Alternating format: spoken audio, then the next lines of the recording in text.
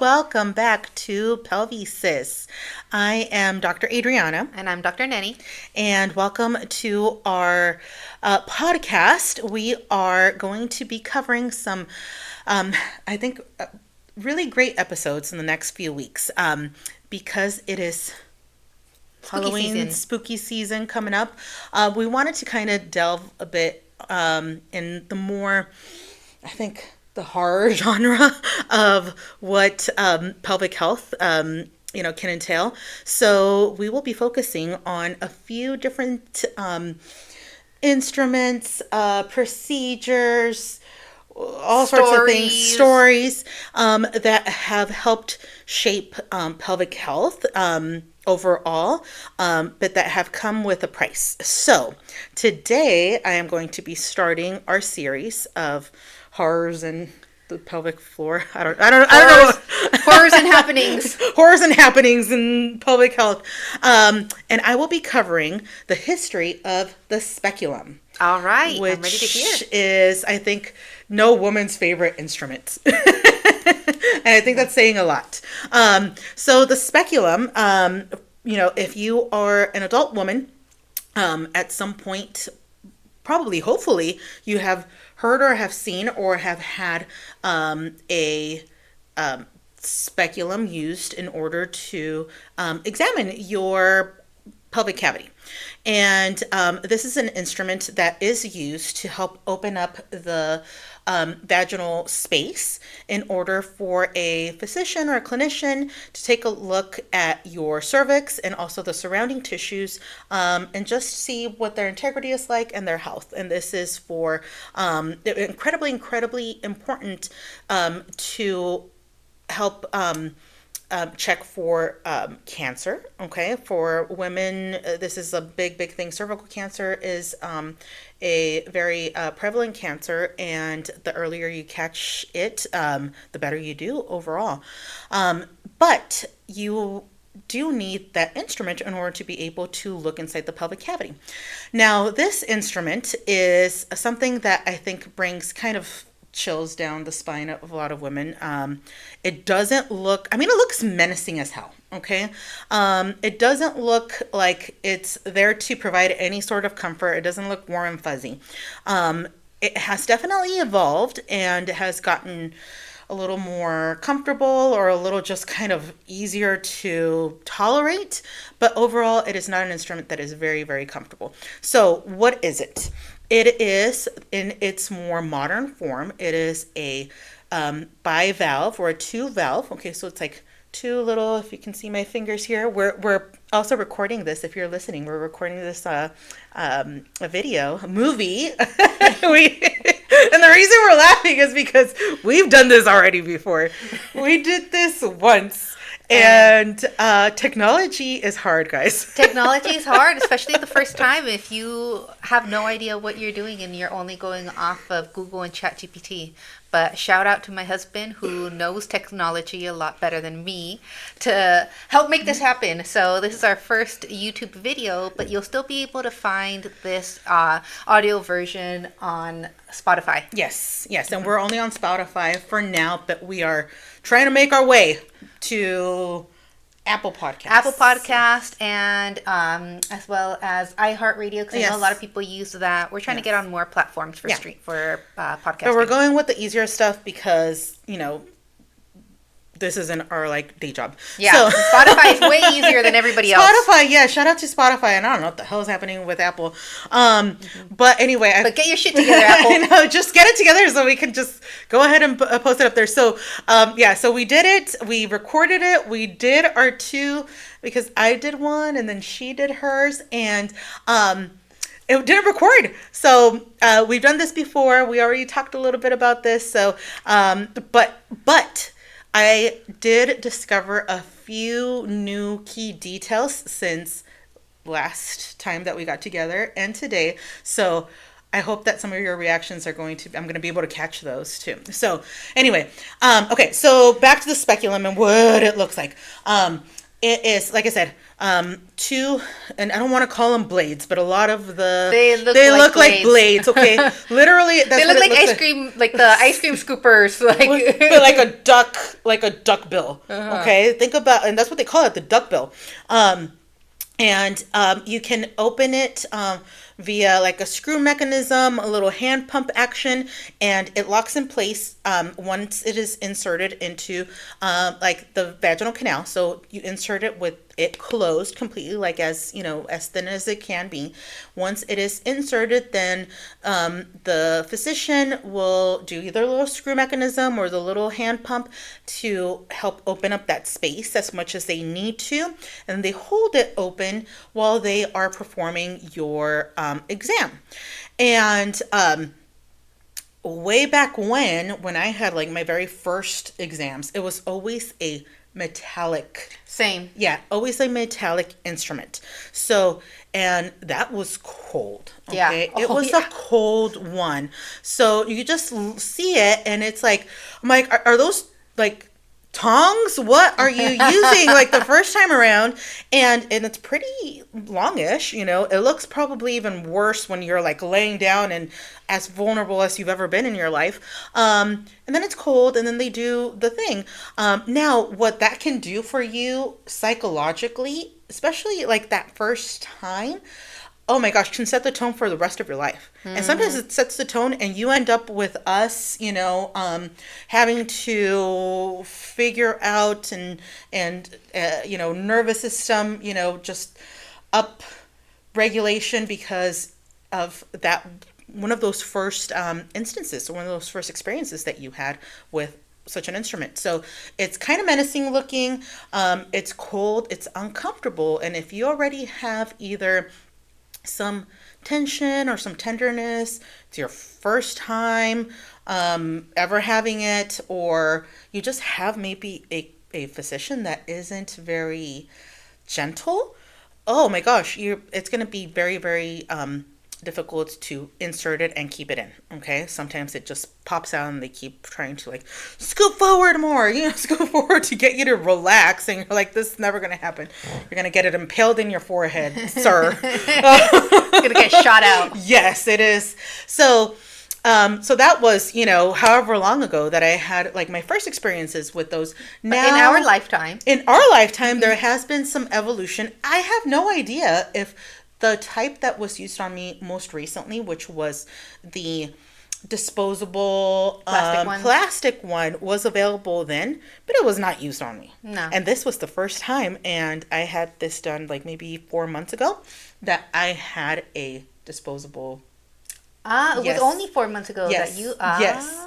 Since then, and so it may be I had the same doctor for a long time. I had different doctors all around. My husband was in the military, so it was like, you know, I'm just gonna go to like the local clinic or whatever, because I'm not gonna be looking for, you know, waiting 6 months to get on somebody's schedule for this. So that may be I just was one of those lucky ones that had a metallic one each time. But now they are, but it's still the little duck bill, and it's still the two prong Same ones. shape. Yeah, Everything same is the shape. same, just the Yes, material. and that shape has stayed the same for like 160 some years. Okay, and I saw this quote, and I just shared it with Nini just a couple of minutes ago. But just kind of something to keep in mind as we're talking about this is that you know, an instrument that splits open vulnerabilities has stayed with medical practice, has maintained the same shape and has stayed with medical practice for like a millennia. So it has remained in this same pretty much shape, pretty much form, forever. Now, maybe we're just that smart that 2,000 some years ago we figured it out, and we haven't needed to improve upon it or make it any, you know, More comfortable. just a little bit of comfort. No, we got it then. That's what we're gonna use now. Yeah, because that's what has proven well for, you know, in medicine. It's like keep everything the same for 2,000 years. It doesn't matter So- if people are complaining about shape, size, Yes, temperature. passing out, running away, all sorts of things. So anyway, okay, so the history, the very, very first discovery, or I guess the earliest discovery of a speculum was actually found in Pompeii. And if you're familiar with Pompeii, the volcano, right? So they were around before, like BCE. So this is before Common Era, before Christ. However identify that kind of those letters.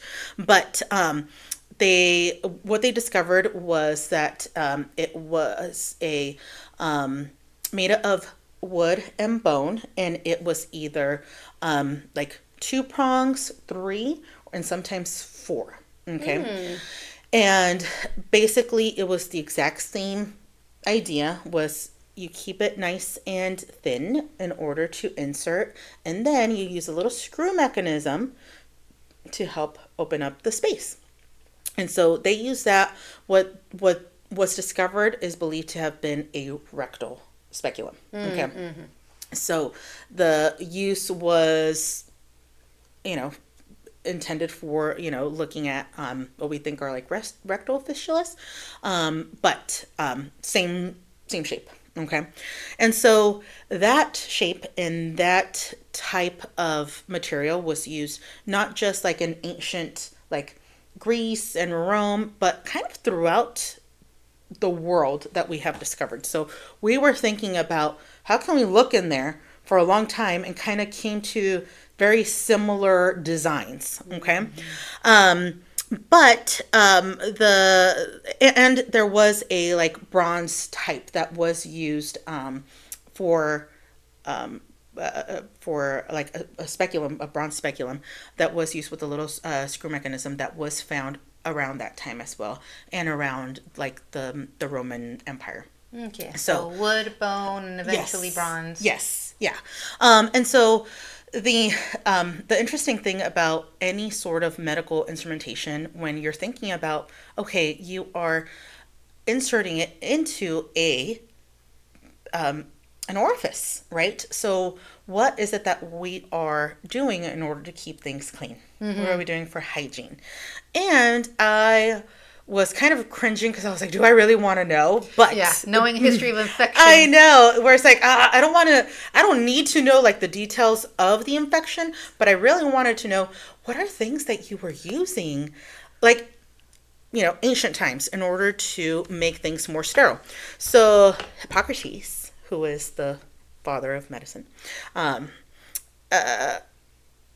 he really was for like making sure that things remain clean. Okay, they didn't know anything about germs or whatever, but they had an idea like you don't want to just go from person to person, or that's kind of like gross.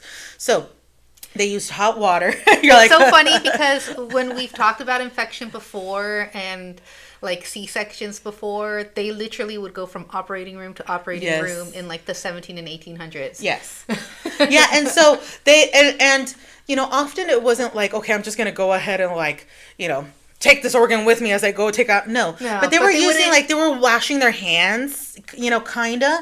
But Hippocrates he was like, you need to cauterize. So you need to like, if it's a metallic instrument, and this is true about like medical instruments, not necessarily that they were doing this with the speculum, but this is how generally they were cleaning things. So they were using hot water, so boiling hot water. They were wiping it down with like vinegar. They were also wiping it down with wine. Because of course, it's like you take a swig, clean this off, celebrate after with some wine. So it was like an all, it's a very multifaceted liquid. So they were using that. They were using fire for anything that was metallic. For bone and wood, it was mostly whatever it is that you can douse it in or wipe it down with.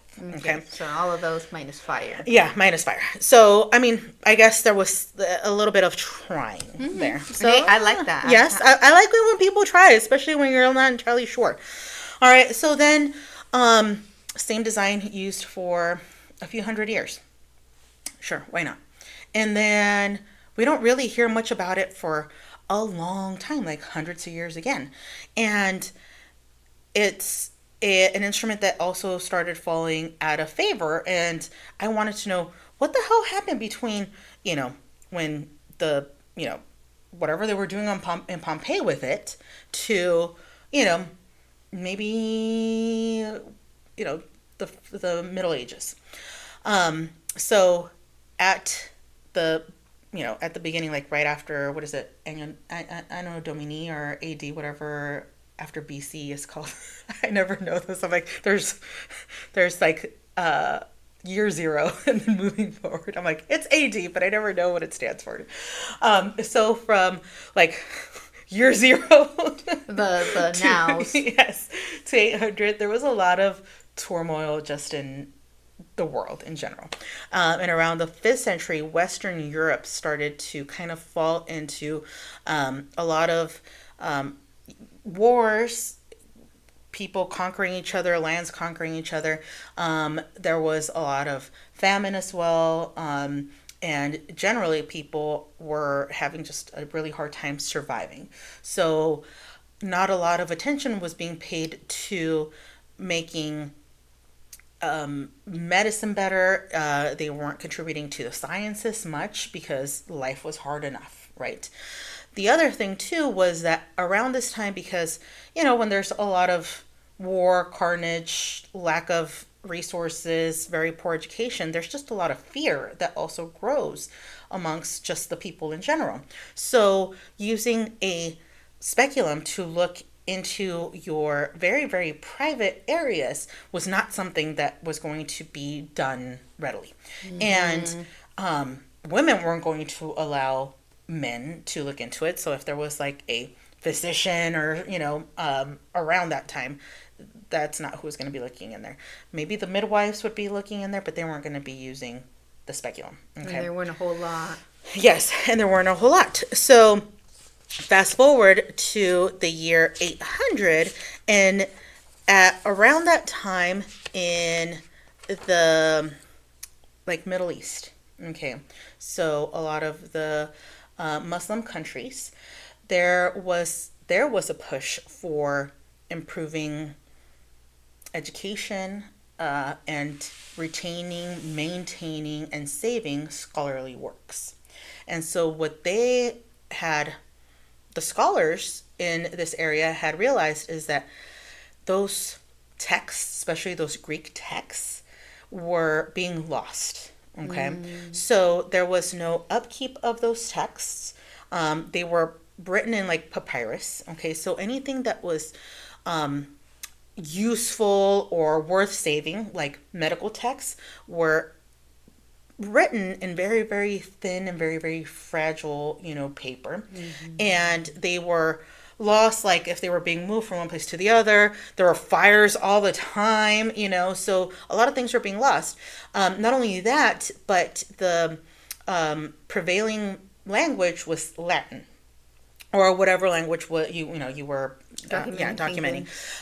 But of course, the Muslims at the time, or the Muslim countries, or the areas, Islamic countries, they wanted to preserve those texts, so they were. It was called the Great Translation. So yes, so they were pushing really, really hard to translate from Greek to their languages, and writing that down. Okay, and they were kind of like the only ones that kind of had the means and also the desire to do so, and also the time, because they had to not only translate, but it was tedious work to copy things down. Okay, it took a long time, and it wasn't like everybody was literate. It wasn't like everybody could do it. So you had just tons and tons of people taking so much time trying to save and preserve these works.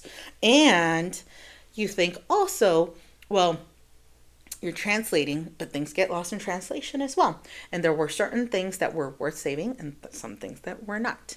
However, luckily for us, one of the things that was worth saving was here's a speculum. Okay. Remember, they were doing this a while ago. Why aren't we doing this? So not only did they preserve the description of the instrument, but they also saw a like pretty much a drawing, and they transferred that over as well. So they preserved the design of it in an image, and also the description of All it. right. Yes. So that is, I think, one of the major reasons why it was kind of brought back. It was like, okay, it lost favor for a while, and then they kind of, brought it back because they were like rediscovered it almost. So all of this, it's not taking like, okay, we're gonna get this done next year. This is like, it starts in year 800 to like year 1,000. Okay, 200 and years. so it went from Greek to now. They're translating it, so the Islamic, lands and the scholars, and they're translating it, and then they're translating it to Latin. Okay, so Back that's to Latin? back. Yeah, so they went from Greek. Oh, Yes, sorry. yes, and then over to Latin because that was what the scholars at the time knew to speak. Okay, so, and that's what most scholars would write their whatever it was that they're writing. It was all in Latin. So that's how it was preserved. So it took quite a while in order to get all of that info back. All right. However, just because we had the information, that does not mean that they were like, yes, let's go ahead and start using the speculum for checking women's health. No, it was still not favorable. Male physicians were not going to be doing the checking. The midwives were still the ones that were primarily concerned with what was going in, or what was happening in your pelvis, and that was it. That was all that. That was it for a long, long time again. Okay, so we get to now fast forward to the 19th century. Okay, so we just went from the 11th century to the 19th century. That's a long time again. All right, not a lot of evolution or improvement upon this was performed again. Um, Around the mid 1800s, we had a physician by the name of Marion Sim.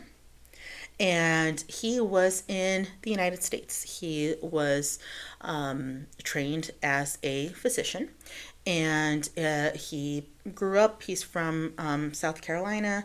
Got his medical degree.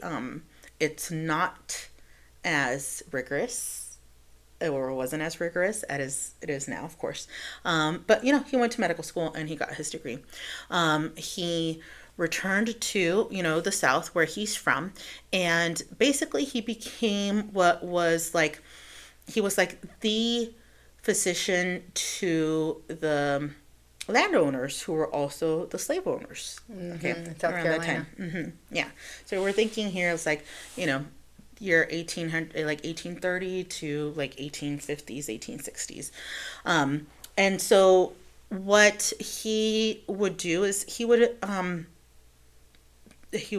treat the enslaved people. So usually around that time in the United States, in the South, if a person became ill, usually they would try to take care of it at home, with whatever it was that they had. So you only went to the doctor if you really, really needed to. There was, kind of no other, I think, alternative, and they really needed you. So same thing with the enslaved people.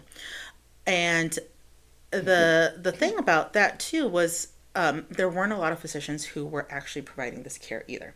But because it was a big investment, and I'm using quotes for those of Big you economy. that are, yes, the landowners, the slave owners, needed to keep everybody that was, under them as healthy as possible because they needed to be sound, and that's what they call them. It's like, are they sound or are they not sound?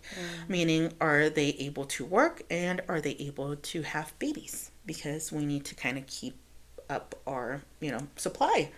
So if they couldn't take care of them at home with what they had, then they would go to Sim.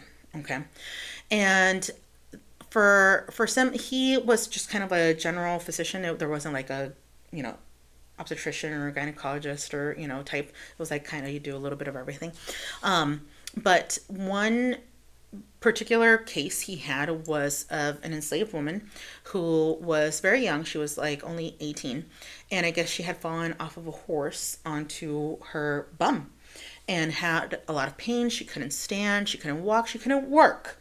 So the landowner took her to the doctor, and he was like, okay, I need to see what's going on in there. Um, Let me go ahead and try to figure out how I can get a better visual. So this guy goes and uses 2 spoons in order to try to get a better visual of the vaginal cavity. At least And it's smaller. So, at least, at least it was like you went with something a little, beveled or something, because I mean it could be worse. They're not blades. Blade but they shaped. Call them that, Yeah, blade shaped. Blade shape. But I'm still thinking like this is like a whole spoon right here. This is a little spoon.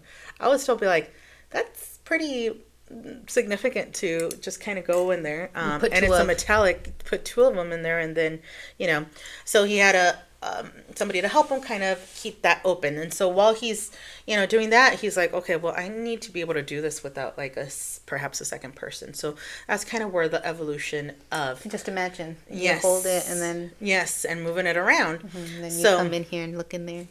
So that's what he did. He got the idea from like, okay, I'm gonna put 2 spoons, and then he came up with a more standard version for that, because he was becoming known for doing surgeries on fistulas. All right, so the word surgery is being used incredibly loosely here. Okay, this is around the time when there was no anesthesia. Okay, anesthesia, there was ether that was around, but and I hate saying it this way, but they didn't care to use it on them. It was like, we're going to be using it on non-enslaved people. We're going to be using it on our counterparts, but we're not going to be using it on them. So anyway, they did have like things like alcohol and herbs and that sort of thing as a painkiller, but there was no anesthesia. And he does go on record in his own autobiography to say, I didn't know of its existence because it only came into like kind of like, I think the general use, like not even use. It was like first introduced, I guess, like in 1846. So he's performing some of these procedures around the 40s. Mm-hmm. Okay, so one could see potentially, it's not going to be going there. But even without the anesthesia and even without the use of ether, he decided he was going to perform surgeries on these women anyway. And the surgeries that he was performing were pelvic surgeries. So for things like fistulas. Okay, so basically a fistula is like when part of the organ, or even like when you're growing a vein for dialysis, the fistula can come, if it's an organ, it can come through, protrude through some of the tissue that's kind of holding it in place. And so that's what was happening with the women. And so he was trying to quote, describe to people where you would find these fistulas. Okay, so for a fistula, the fistula in the pelvis would be in the rectum. Okay, so for the women, they were finding that the rectum was kind of prolapsing, was coming out of its regular area. Okay, so within the pelvis, we have a lot of connective tissue that helps keep our organs kind of in place where they should be. We have a lot of ligaments that hold our organs in place, either connected to directly or indirectly to a bony part of the pelvis. Okay, with childbirth, with injury, with pressure management. I mean, during COVID, everybody was getting prolapses. anything that adds any pressure or causes injury can cause tearing or just kind of dislodging of that connective tissue. And now that organ is no longer where it's supposed to be. Okay, and it's got some play where it shouldn't have some play, meaning movement. So that was one thing that was happening with the women. But the other thing too is that if they had a pelvic injury during childbirth, where they had, the prolapse and an injury, like a lot of tearing, they needed to have some sort of repair. And so that's what he was doing. And so he needed to have a better look and have a better look for a long period of time, because the procedures that he was attempting were about an hour long. Okay. And so he's using and he's, now designing this instrument in order to help with that. Okay. So just a little info on that time period for Sim. He was not at all versed. He had not had any training on how to perform these surgeries. Okay, so he was kind of like going by the seat of his pants on this. And was there typically training for this No, kind of the thing? reason why there wasn't a ton of training was because of why it wasn't done as much. Like in Europe, they did try to do some corrective surgeries for them, but because it was so painful and it took so long, a lot of physicians just didn't find it ethically sound for them to do it. The other thing was it wasn't something that they wanted to do either, because it was the pelvic cavity. And a lot of women did not want a male to be doing stuff in there. All right. So there were a lot of different things that were at play here that were, there wasn't a lot of information, a lot of evolution, or a lot of training in the repair of these so-called fistulas, because there just wasn't a lot done before. However, Sim had a lot of people that unfortunately he could experiment on. And these were all of the enslaved people that, the enslaved workers that the landowners and the slave owners were bringing to him. So if you're familiar at all with research, we always have the N, which means the number. Like, how many subjects did you test this on? The more, the better. Well, they didn't have a big number before, simply because of all the things that I just mentioned. But now he has a ton. So now he is able to practice these surgeries on these women, and he practiced a lot. Okay. And so the first surgery that he did, the gal ended up with what they call blood poisoning, which is basically she ended up with sepsis, but she survived. And then one of the next gals, if not the next gal, she was really young. She had also, a pelvic injury during childbirth, vaginal childbirth, and he performed like 14 or 15 or 16 surgeries on her in order to try to like improve and repair and improve and repair. And so it took about 3 to 4 years before there was one that was considered successful. Wow. Okay. Wow. Yeah. You just said that typically these surgeries were about an hour long. Yes. So that person went through like 14 hours of surgery Yeah. in her full, Yeah. capacity, understanding, and Yes. feeling. Yeah. And so, around that time, he also, and I'm saying this because this is what he wrote. He said that these women had full consent. Like he had full consent from them to perform these surgeries, because later scholars and even some of his like counterparts, other doctors that were also practicing around the same time, were questioning the ethics of what he was doing. Okay. But he said that he had full consent from them to do this, and a lot of them were having such a hard time with their pain, their mobility, their life in general, that they were like, just try anything, right? And that's why he did. Now These are enslaved people, so yes. The consent that they can give. The consent that they can give, okay? And then, what else do you have to offer them, So they're kind of like stuck between like, I am in so much pain. If this is true, if what he's saying is true, let's say yes, they're in so much pain. it can't function. There's all sorts of stuff that happens, incontinence, depression, pain, and they just want some sort of relief. So they said, well, I'll endure what I can. Let's go for it, right? And we've met Yeah. women, Yeah. where they're like, just do it. Just do whatever needs to be done. I just need this to get better. Just need some help. Yeah. And I'm sure that that was the case for a lot of them. Now, the other thing too is that who's bringing them over, Maybe they're coming because, they have so much, freedom to just kind of roam around as needed. No, they were brought over by, their quote unquote owner, and it was like, okay, fix this person for me because I need them to, work. So that was an incredibly, I think just like a big stain on how we got any sort of progress in or That any sort area. of improvement in that area. You did this on enslaved women. So luckily for the women that were more on the level of this doctor, Sim, by the time that he got better at it, oh, now anesthesia is available. Okay.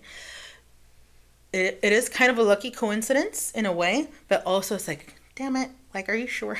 Are you sure you couldn't have looked up a way to have knocked this person out?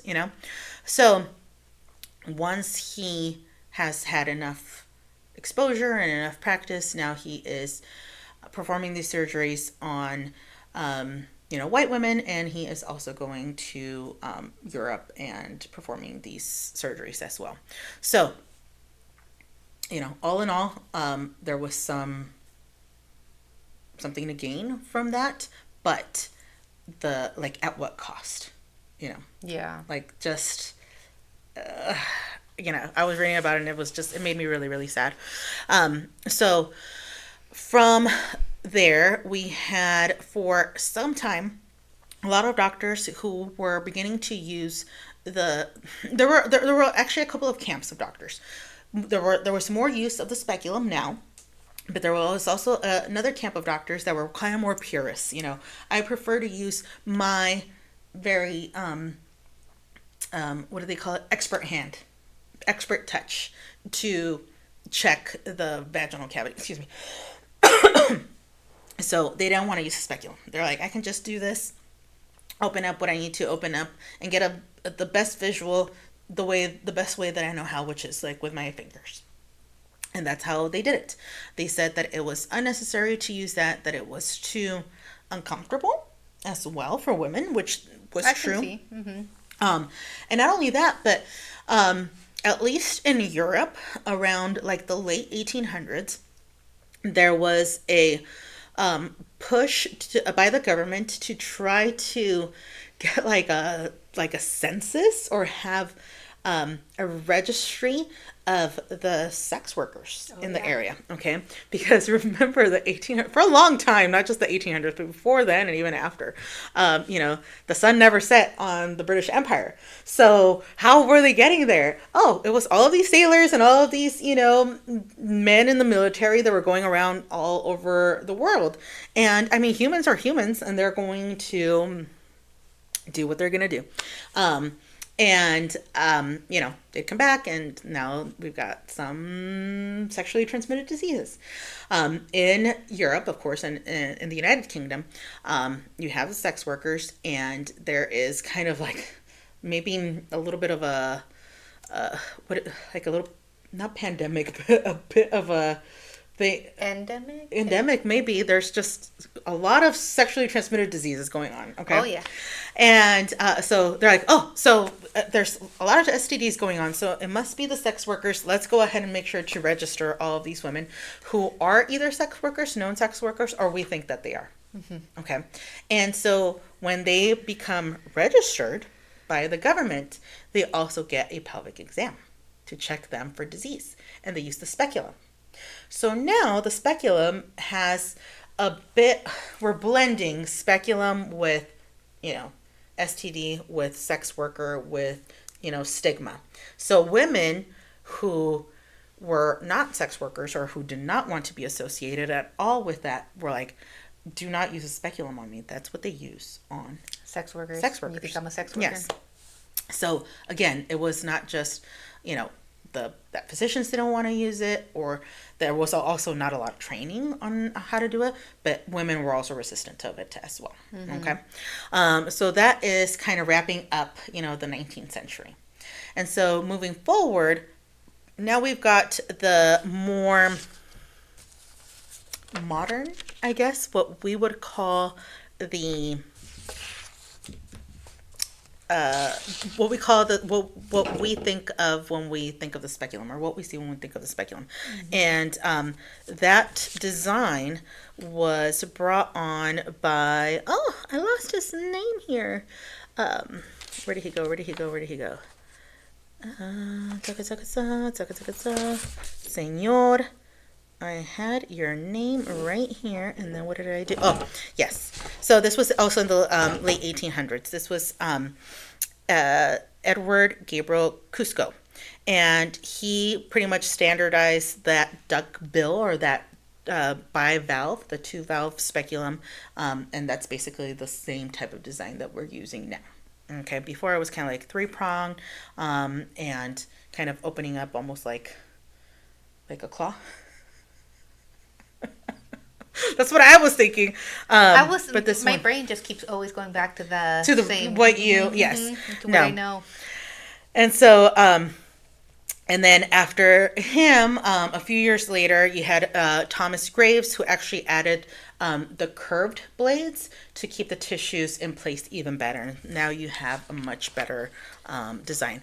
Rather than just flat. Yes, just flat. Now you have it, it's like a little bit more beveled at the ends, and there's a little bit more kind of like, holding the tissues back a little bit better.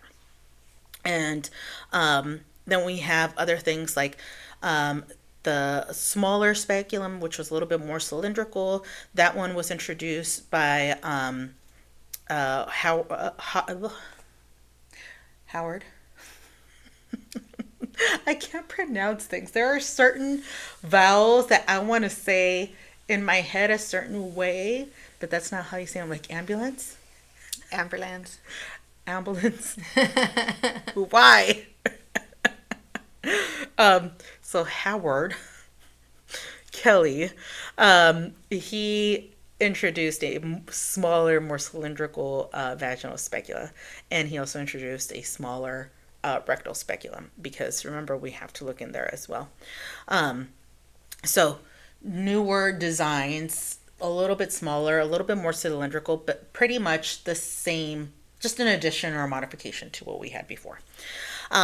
So that brings us basically to what we've got today, which is kind of the same thing. It's like, oh man, this is going to be, no, it's like the same.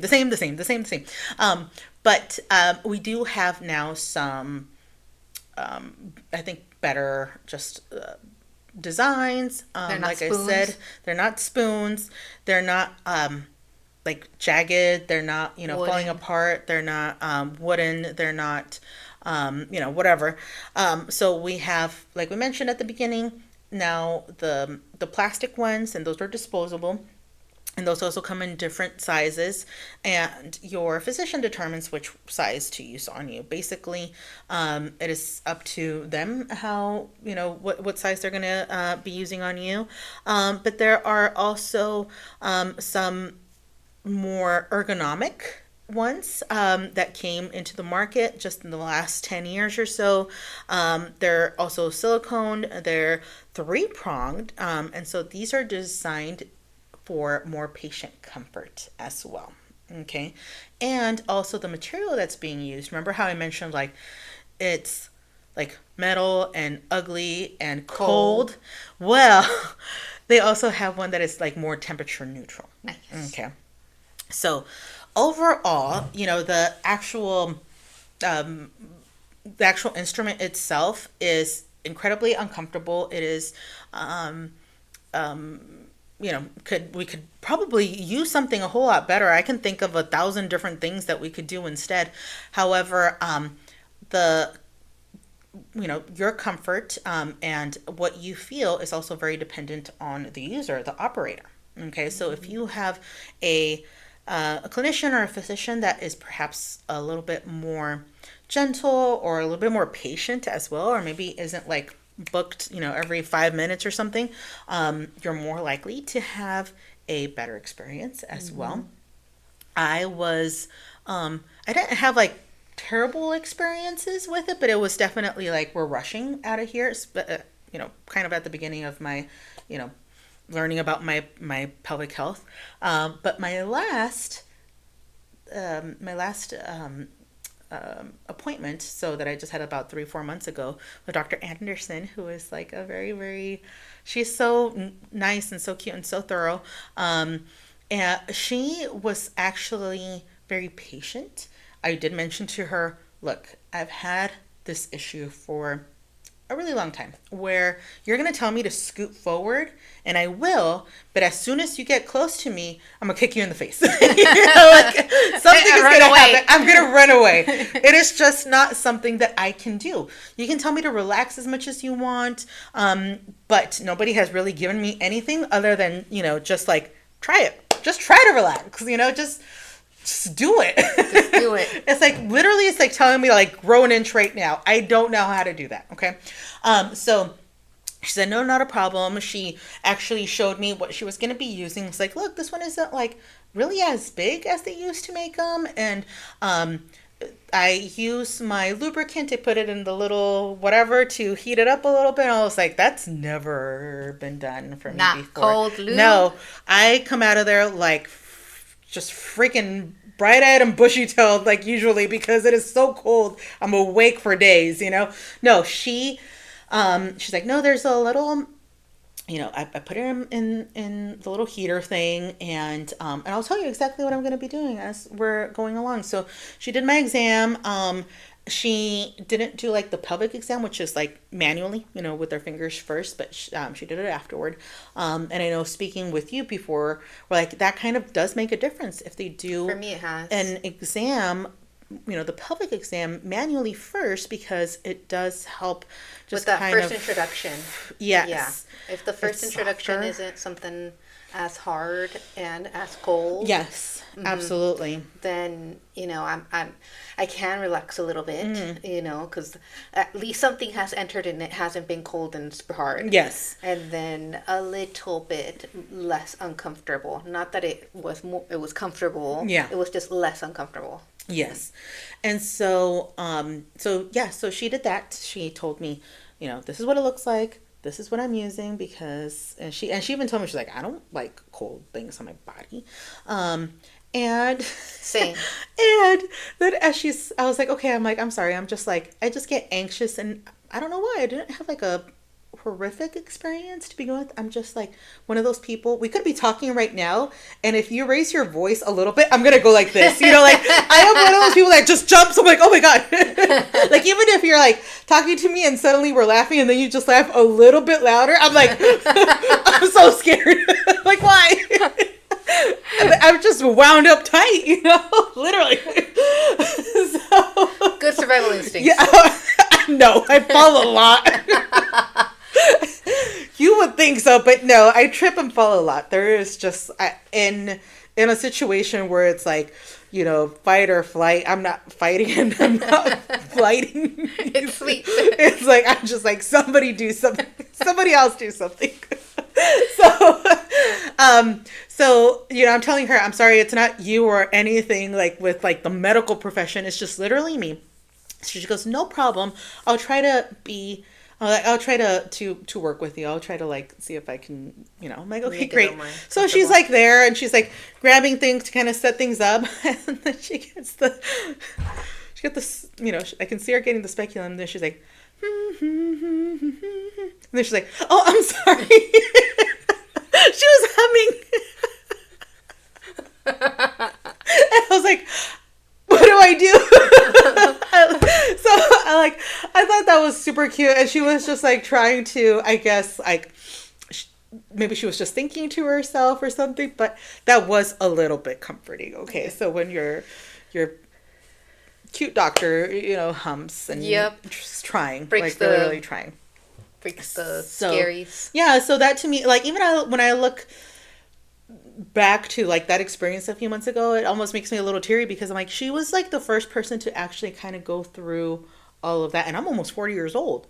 You know, my first exam was like, I don't know, And you told me that she 18, gave you some 19. feedback too. Yes, she That did. The what saying feedback? that you did like really good. Oh yes, afterward. Yes, that was the other thing too. That was what I was like.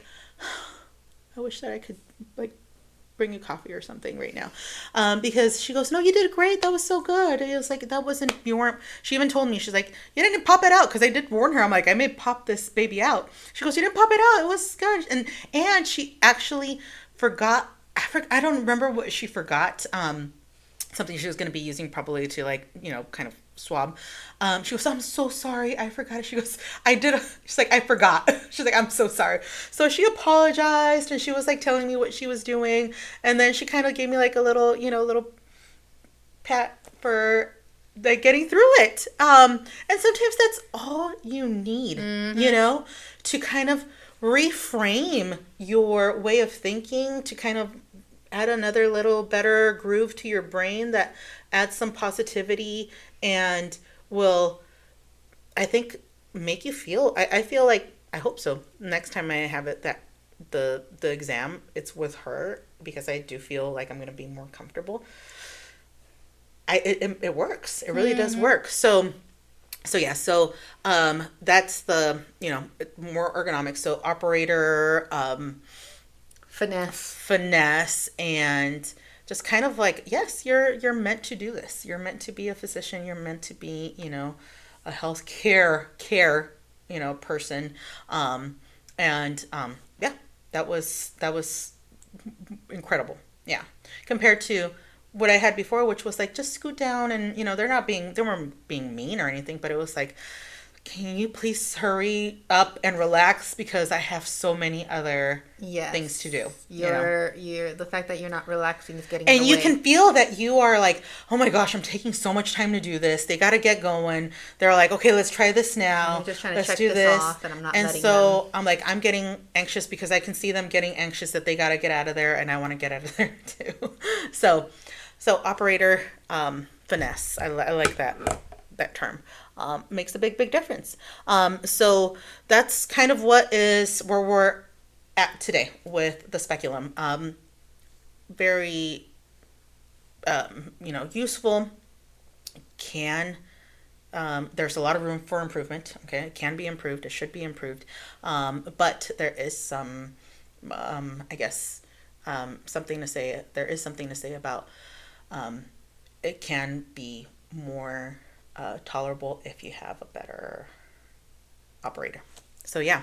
I agree. So that was it. That's That the was the speculum in I don't know if a nutshell. I have no idea how long that took.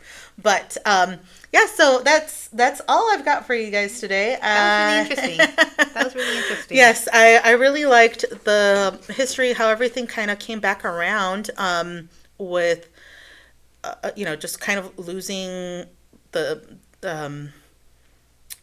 I guess losing the history of it, or losing the what was available, earlier, like 2000 millennia ago, where they forgot that it existed, and then it came back around, and so it was a little bit dramatic for a couple hundred years there, and now we're here. So yeah.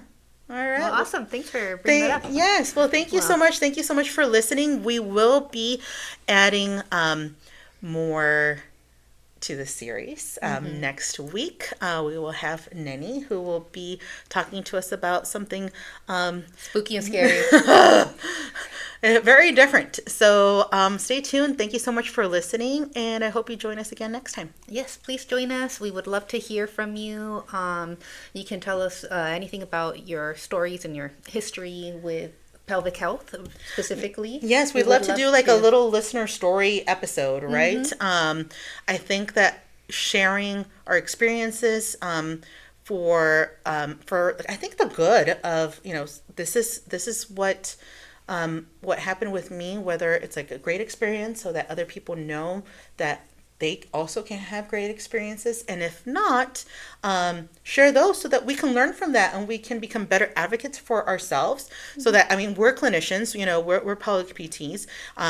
I'd love to know, like, oh shoot, I better not say something like that or do something like that with a patient, and just try to be better overall. So send us your stories of the good, bad, and the ugly, that experiences that you've had with pelvic health providers, and we will. You can reach us at Yes. Oh, yes. Well, we will share them so here. We'll definitely share them here, but you can reach us at. our website. So you can find me at www.olivebranch, the actual thing, the olive branch, olive branch dash P as in Peter, T as in Thomas.com. So olivebranch-pt.com. You can find my contact section, and you can either send me a message through there, or you'll be able to find my direct email on there as well.